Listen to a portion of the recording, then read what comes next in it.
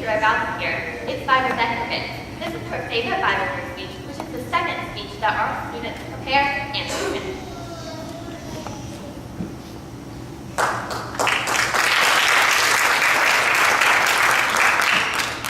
There I was, in front of a large crowd of teenagers, about to sing The Least Now Begun.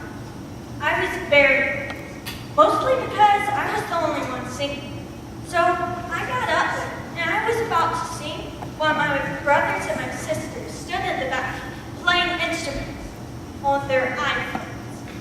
So I started singing, and on the very first sentence, whammo, I messed up. I'm surprised no one in the crowd stood up and asked, okay, who's killing my moose?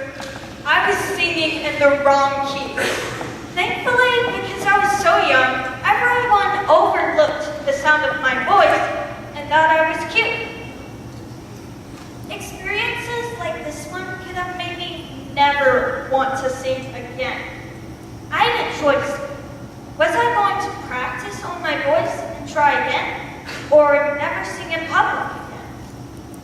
Philippians 4:13 says, I can do all things through Christ who strengthens me. This means that I've learned that when I fail at something, not to give up, but to ask Christ for the strength to try again. Ralph Waldo Emerson once said, our greatest glory is not in never failing, but rising up every time we fail. This means if we fail like I did, the first time I sing on stage, we succeed by not giving up. Fear of failure is one of the greatest things young people face. Perhaps it is that first soccer goal, and you're afraid that you're not going to kick the ball into the goal, or you're afraid that you won't block the ball from getting in the goal. Or perhaps you're on your way to school, and you're afraid you're gonna make an F on that history test you're about to do. Or maybe you're about to sing on stage, and guess who gets this solo? You.